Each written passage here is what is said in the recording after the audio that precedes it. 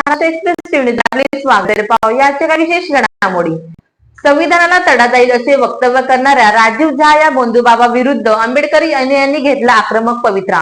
राजीव झा या विरुद्ध विलेजरन्स आणि अॅट्रॉसिटी ऍक्ट याप्रमाणे गुन्हा दाखल करण्याची केली मागणी. यावेळी आंबेडकर यांनी माध्यमांशी संवाद साधताना म्हटले की काल दिनांक 25 मार्च रोजी अमळनेर या ठिकाणी राजीव झा या बंधुबाबाचे कीर्तन होते. या कीर्तनामध्ये त्यांनी 4 वर्ण व्यवस्थांमध्ये माहिती सांगितली. ब्राह्मण, क्षत्रिय, वैश्य आणि शूद्र ही जी वर्ण व्यवस्था आहे, ज्या वर्ण व्यवस्थेतील डॉक्टर बाबासाहेबांनी संविधानात सुपूर्द केले, त्या संविधान आणि वर्ण व्यवस्थेबद्दल मांडणी करत असताना संविधान कशा पद्धतीने चुकीचे आहे आणि वर्ण व्यवस्था कशी चांगली होती याबद्दल सांगताना ते म्हणाले की ज्यावेळेस वर्ण व्यवस्था होती त्यावेळेस भारतामध्ये राहणारे 18 पडगड जातीचे लोक चांगल्या पद्धतीने राहत होते. संविधानामुळे समाजातील लोक वेगवेगळ्या जातीपंथीमध्ये विखुरले गेले, समानता राहिली नाही, अशा प्रकारचे वक्तव्य राजीव झा यांनी केले. त्यानंतर त्यांनी दुसरे वक्तव्य असे केले की या देशामध्ये राहणारे जे वेगवेगळ्या जातीचे लोक आहेत, असेही महार, चांभार, कोळी, मराठा, तांबोळी, सोनार अशा प्रकारचे जे लोक आहेत त्यांना जे जातीचे दाखले मिळतात, त्यांना सवलती मिळतात, ते चुकीचे आहे. तिसरी गोष्ट म्हणजे संविधान हे कशा पद्धतीने चुकीचे आहे सांगण्यात आले तर संविधान न राहत्या वर्ण व्यवस्थेत राहिली असती तर समाजाचे आणि भारत देशाचे नाव चांगले राहिले असते. या पद्धतीने जे वक्तव्य करण्यात आले ते पूर्णपणे चुकीचे आहे. हे वक्तव्य बंधुबाबांनी स्वतःच्या तोंडून म्हटले आहे. संविधानासाठी बाबासाहेब आंबेडकरांनी स्वतःची 4 मुळे गमावली. विश्वरत्न बाबासाहेब आंबेडकरांनी एका जातीसाठी संविधान लिहिले नाही. संविधानामध्ये 18 पगड जातीच्या लोकांच्या उद्धाराचा विचार करण्यात आला आहे. एससी, एसटी, एनटी, ओबीसी 85% जातीचे लोक या आरक्षणाचा लाभ घेत आहेत. हा बंधुबाबा राजीव झा यांनी हे वक्तव्य केले आहे, ज्यामुळे देशातील 18 पगड जातीच्या लोकांचा अपमान झाला आहे. त्यांच्या भावना या बंधुबाबामुळे दुखावल्या गेल्या आहेत. त्यामुळे या बंधुबाबावर संविधानाबद्दल आक्षेपार्ह वक्तव्य केल्यामुळे त्यांच्यावर देशद्रोहाचा गुन्हा दाखल झाला पाहिजे. 153, 195 याप्रमाणे त्यांच्यावर गुन्हा दाखल झाला पाहिजे आणि 2023 च्या 173 प्रमाणे BNS चा जो कायदा आहे त्याप्रमाणे देशद्रोही आणि अॅट्रॉसिटी प्रमाणे गुन्हा दाखल झाला पाहिजे. आम्ही सर्व भीमसैनिक रात्री 8 वाजल्यापासून या ठिकाणी बसलो आहोत. जर या बाबावर गुन्हा दाखल झाला नाही तर आम्ही आंदोलन अधिक तीव्र करू. आता 12 वाजले आहेत. तेथील पोलीस प्रशासन आम्हाला सांगत आहेत की अंमळनेर मध्ये हा बाबा बरळला आहे. अंमळनेरच्या पोलीस स्टेशन मध्ये जाऊन बाबाच्या अटकेची मागणी करा. अंमळनेरच्या PI यांच्याशी बोलल्यानंतर ते म्हणाले की आमचा लीगल ऍडवायझर दुसऱ्या दिवशी 11 वाजता येईल आणि 11 वाजता आल्यानंतर आम्ही काय करायचे बघू. म्हणजे याचा अर्थ असा होतो की संपूर्ण पोलीस प्रशासन सुद्धा या बाबाने आपल्या मुठीत ठेवले आहे. पोलीस प्रशासनावर याचा मोठा दबाव आहे. त्यामुळे अजूनपर्यंत बाबावर कारवाई केली जात नाही. एवढेच नाही तर रात्री 3 वाजता घाणेरड्या कमेंट सोशल मीडियावरच्या माध्यमातून आमच्या समाजावर होत आहेत. म्हणून जोपर्यंत संविधान विरुद्ध बाबा व देशद्रोही आणि अॅट्रॉसिटीचा गुन्हा दाखल होत नाही तोपर्यंत आमचे आंदोलन अशा प्रकारेच पुढे चालू राहील. अशा प्रकारे देशातील जनतेच्या भावना भडकवणाऱ्या या राजीव झा या बाबाबद्दल संपूर्ण देशामध्ये असंतोष निर्माण झाला आहे. समाजामध्ये जातीमध्ये धर्माधर्मांमध्ये विष कालवण्याचे समाजविघातक काम त्यांनी केले आहे. त्यामुळे सर्वत्र रोष व्यक्त होत आहे. काल दिनांक 25 तारखेला अंमळनेर या ठिकाणी राजीव झा हा बंधुबाबा या ठिकाणी याचं कीर्तन होतं. त्या कीर्तनामध्ये त्याने 4 वर्ण व्यवस्था सांगितली.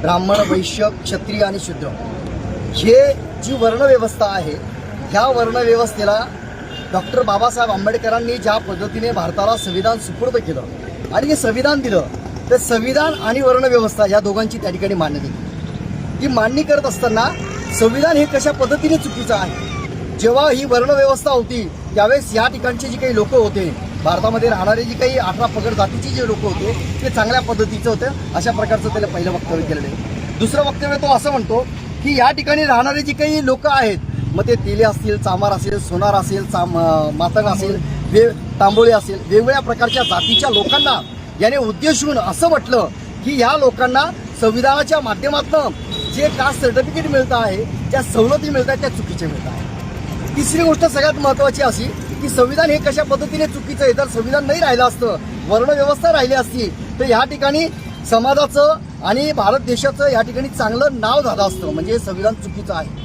या पद्धतीचं जे काही वक्तव्य आहे हे वक्तव्य त्यांनी त्याच्या स्वतःच्या मुखातून या ठिकाणी व्यक्त केलेलं आहे.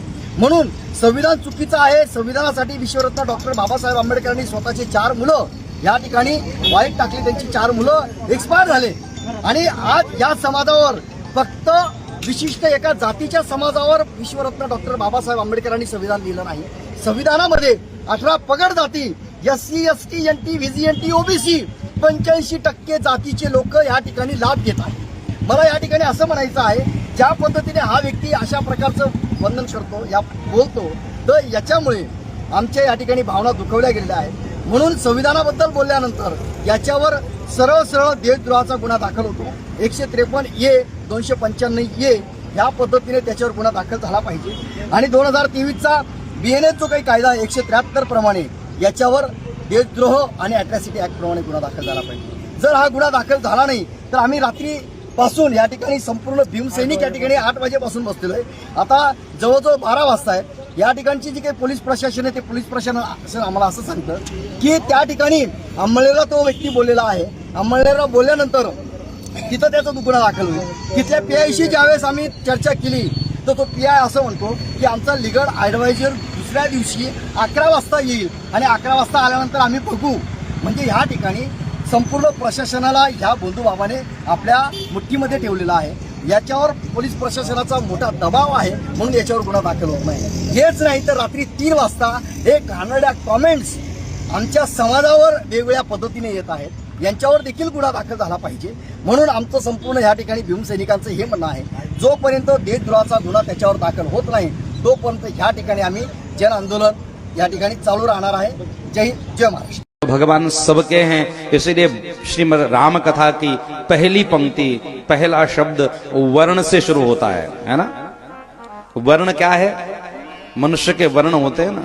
चातुर्वर्णम मया सृष्टा, भगवान ने कहा है मैंने 4 वर्ण की अवस्था निर्माण की. ब्राह्मण, क्षत्रिय, वैश्य और शूद्र मैंने ही बनाए.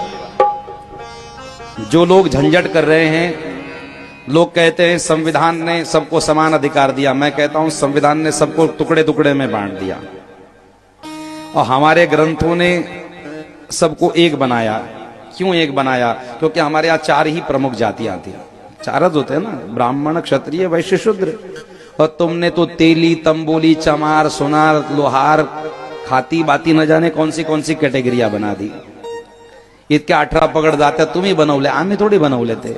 हमारे ग्रंथों ने तो सिर्फ 4 वर्ण की बातें की है. चातुर्वर्णम मया सृष्टा. और तुमने जाति प्रजातियों में टुकड़े टुकड़ों में बांटने का काम आप लोगों ने किया, हमने कभी नहीं किया. आज जिस संविधान की परिभाषा की बातें करके लोग ऊंची ऊंची बातें करते हैं, मेरा प्रश्न उन लोगों से है, कास्ट सर्टिफिकेट क्यों लगवा दिया गया? कशाला कास्ट सर्टिफिकेटची गरज भासते? लावा ना युनिफॉर्म सिव्हिल कोड एकदाचा. सब भारतीय एक बंधु बांधव है, बोल दो, झंझट खत्म करो. एक कानून लगा के खत्म करो. संविधान तभी तो मान्य की जाएगा कि एक लाइन में सब कुछ चल रहा है, इक्वल चल रहा है. धन भी इक्वल बट रहा है, विद्या भी एक समान तरीके से पढ़ाई जा रही है, स्वास्थ्य की व्यवस्थाएं भी समान रूप से दी जा रही है, नौकरियां भी समान रूप में बांटी जा रही है. तब तो माना जाएगा कि संविधान की वजह से संसार ठीक ठीक चल रहा है. जिस समय में शास्त्र के अनुसार जमाने चलते थे उस वक्त में कोई बेरोजगार नहीं था. आज संविधान से जमाने चल रहे तो सारे बेरोजगार आकर घूम रहे इधर से उधर. तो ये देखिए बात नहीं है. ग्रंथ जो लिख करके गए ना वो बहुत अच्छी चीजों से लिख करके गए और अच्छी विचारधारा हमारे ग्रंथों ने दी है.